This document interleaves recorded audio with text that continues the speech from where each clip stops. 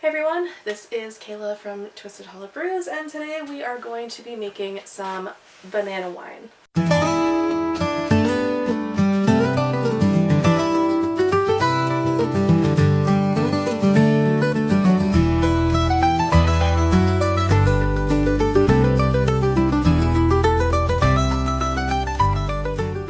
This is a little bit different than a mead. We're not going to be using any honey with this particular recipe, but we are going to be using a whole bunch of bananas.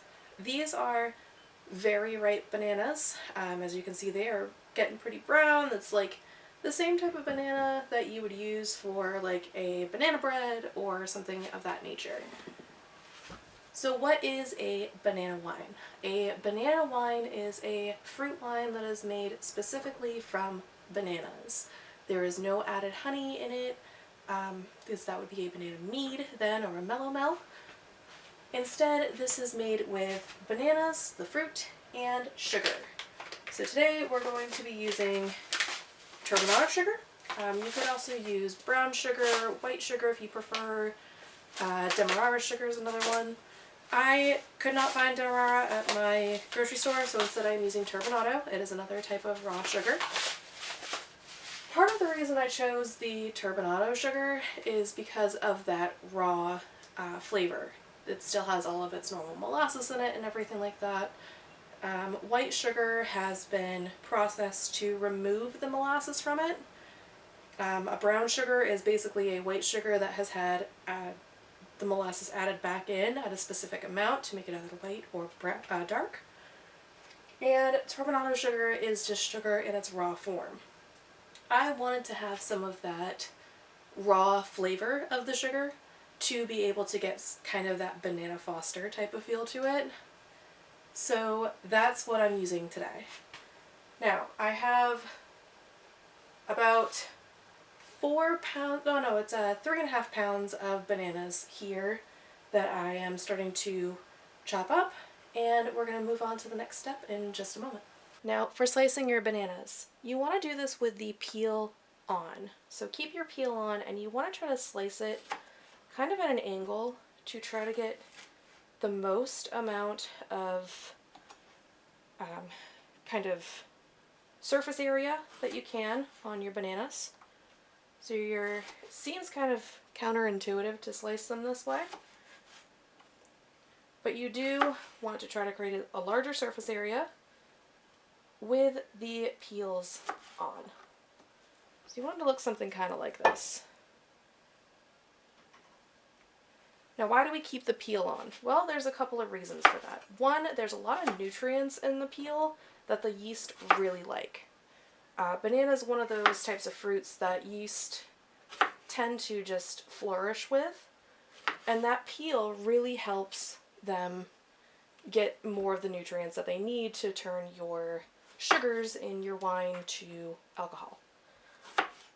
The other part of it is that peel is also going to impart quite a bit more flavor of the banana itself. There's a lot of phytochemicals that you find in the peel along with the nutrients, so you get more of that well-rounded banana flavor.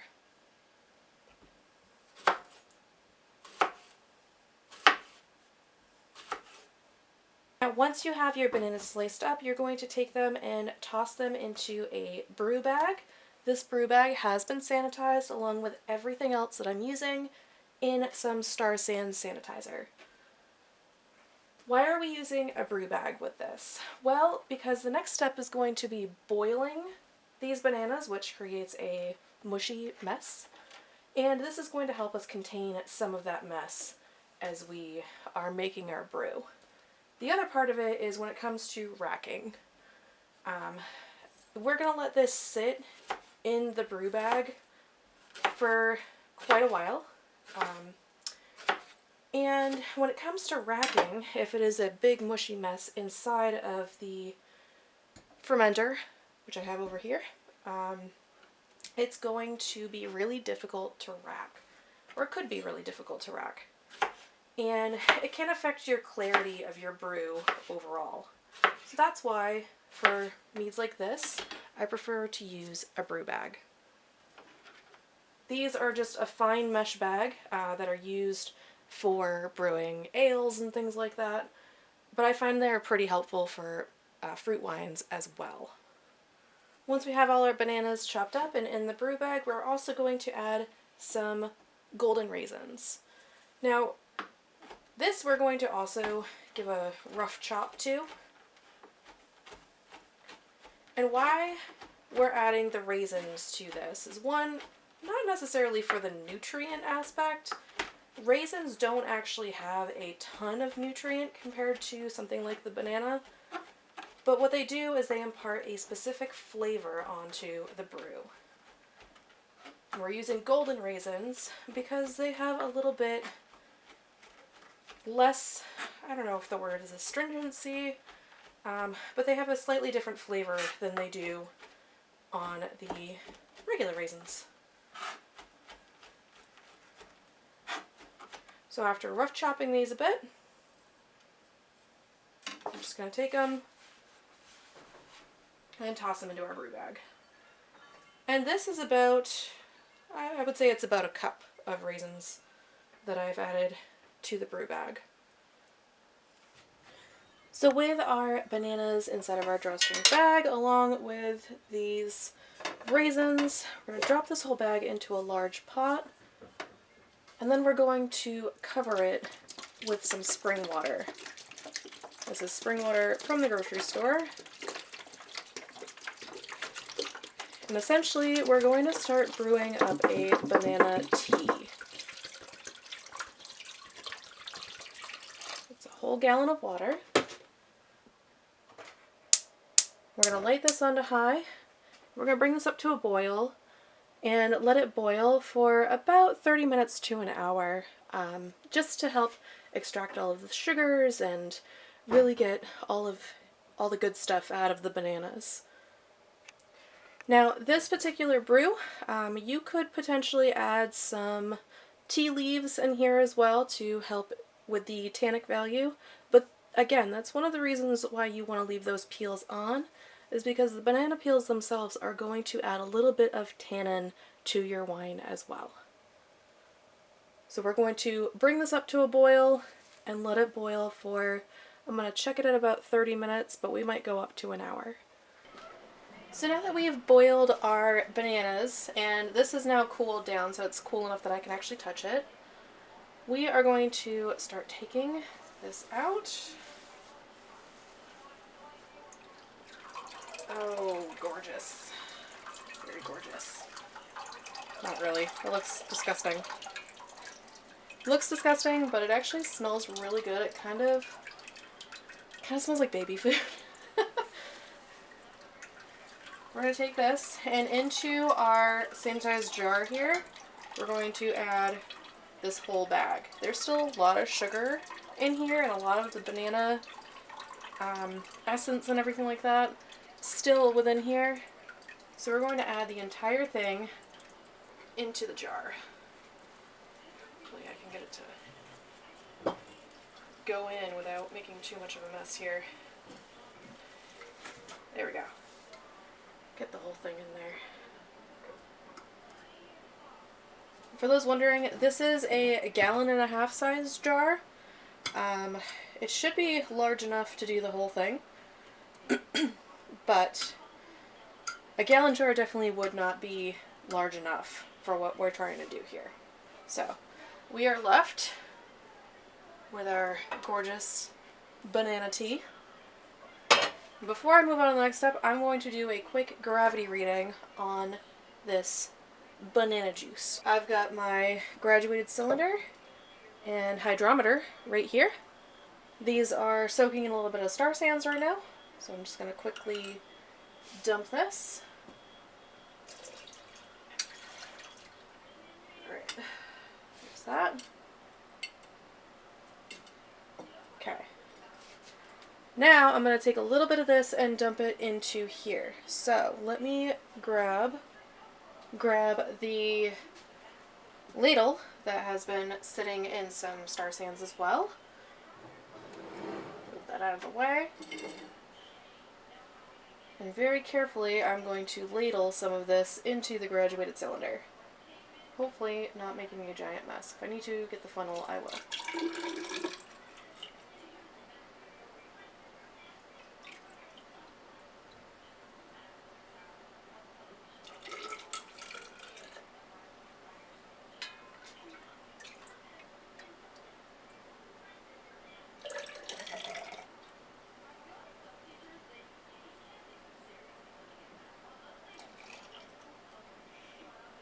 Still not floating yet. Let's try a little bit more. Spilled some, of course. Alright, so now we can take a hydrometer reading. Get this out of. You can see our hydrometer is floating here. That means that we can get an accurate reading of the sugar content within here. And right now, just with the bananas, we are sitting at 1.0, about 1.020 is what we're sitting at. So 1020 is right about where we're at. Might be a little bit.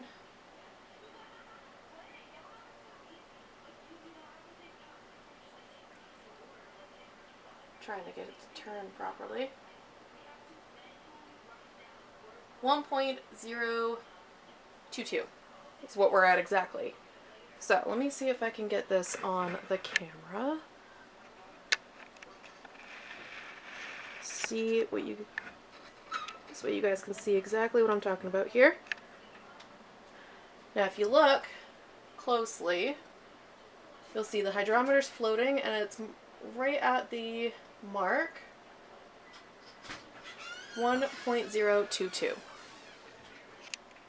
So now, what does this mean exactly? Well, that means, first off, let's talk about how to read a hydrometer. Now, if you are just dealing with just plain old water, your gravity reading should be sitting somewhere around 1.000. Maybe a little bit more, a little bit less, depending on your water quality, but it should be somewhere around there. When you add sugars, whether they are fermentable or non-fermentable, that is going to increase the sugar content, which is going to cause your hydrometer to float a little bit more. So what this shows us is that the amount of sugars from just the bananas alone have raised our sugar content up by 22 points. So we started at 1.000 and now we are at 1.022. If we were to ferment this, it would ferment some, but it would be a extremely low ABV. So we actually want to raise our sugar content. Now, how much of our turbinado sugar we we add in to our banana juice here will depend on how much we want to raise the sugar content on the hydrometer reading. So I know that this bag here is 680 grams of sugar. So the first thing we're going to do is add in this entire bag to see where our starting gravity comes to once the sugar is added in. Again, this is not an exact science. So starting off adding a little bit less sugar, we can adjust to where we need it to be. So after adding in our 1.5 pounds of sugar, we are now sitting at just over 1.100. We're closer to about 1.102 is what we're sitting at right now. So given that there's a little bit more sugar in these bananas that will likely ferment out as well, I'm going to go ahead and add my must to the jar. The yeast that I'm using today is Lalvin 71B. I was able to get some more of it in just in time to make this wine. Sorry, not mead, wine. Lalvin 71B usually has somewhere around a 14% tolerance, but under the right conditions, it can go significantly higher than that. So, more than likely, given that this is at a 1.102, this is going to ferment out the sugars completely. So that's going to leave us with a very dry wine, is what I'm expecting. And then we can back sweeten later on. Now, during that back sweetening process, as long as I don't pasteurize it before I back sweeten, We may be able to extract a little bit more should the yeast want to kind of revitalize once the initial fermentation is done. And that might be the route that I go. As we're sitting right now with a 1.102, we're going to be roughly somewhere around 13%. This yeast has a tolerance of about 14%. This is definitely going to go dry. So now you can see we have our must now inside of our large jar here. This is one of the reasons why you want to use a larger vessel to ferment in, especially if you're going to have a brew bag and things like that. You want to make sure that you're going to rack out to having a gallon of your wine. So this is a 1.5 gallon. They make 2-gallon jars as well. This actually did not have a fermentation lid when I bought it, but I amended it using a kit and was able to put the grommet in, and so that way I can add an airlock of my own. Okay, so now that we have our must in our container, before I pitch in our yeast, I'm going to do a quick temperature reading on it. This is just a digital thermometer that I have sanitized a little bit more with the Star Sands. Just going to insert it in the top and see what temperature we are sitting at right now. I don't want this to be over 100 degrees because over 100 degrees I run the risk of damaging my yeast. Right now we are sitting at 97 degrees. This is an okay temperature to pitch at. So we're using, like I said, the Lalvin 71B, and this size packet is enough to do a whole 5 gallons. We're not making a 5-gallon right now. We are making a roughly 1 gallon.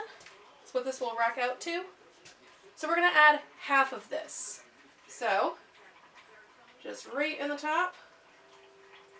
Now honestly, the bananas themselves should be enough of a nutrient source for our yeast because yeast love bananas.